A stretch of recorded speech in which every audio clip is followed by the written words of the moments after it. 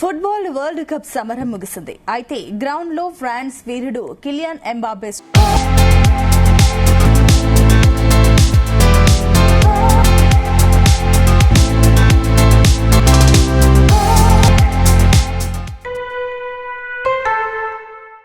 సృష్టించిన గోల్స్ ప్రవాహం చరిత్ర పుటల్లో నిలిచిపోయింది. టోర్నీలో అత్యధికంగా 10 గోల్స్ కొట్టి వరుసగా రెండోసారి గోల్డెన్ బూట్ ను సొంతం చేసుకున్నాడు. అర్జెంటీనా దిగ్గజం లియోనెల్ మెస్సీ 8 గోల్స్తో రెండో స్థానంలో నిలిచాడు.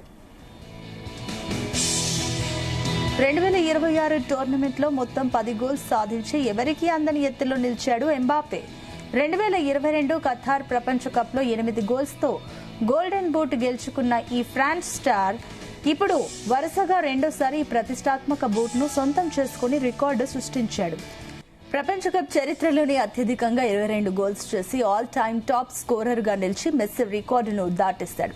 అర్జెంటీనా దిగ్గజం లియోనెల్ మెస్సీ ఈ టోర్నీలో 8 గోల్స్తో రెండో స్థానంలో నిలవగా ఎంబాపే తన ఆధిక్యాన్ని నిలబెట్టుకుని గోల్డెన్ బూట్ ఛాంపియన్ గా నిలిచాడు.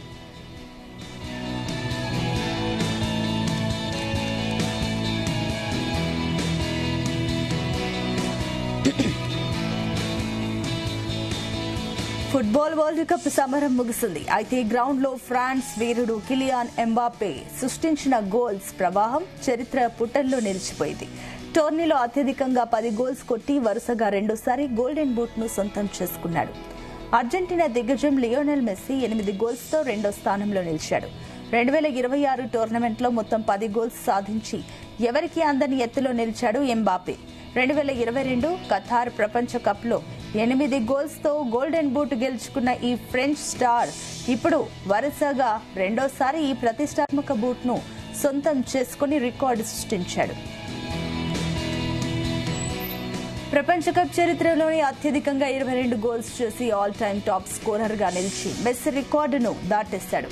అర్జెంటీనా దిగ్గజం లియోనెల్ మెస్సీ ఈ టోర్నీలో 8 గోల్స్తో రెండో స్థానంలో నిలవగా ఎంబాపే తన ఆధిక్యాన్ని నిలబెట్టుకుని గోల్డెన్ బూట్ ఛాంపియన్ గా నిలిచాడు.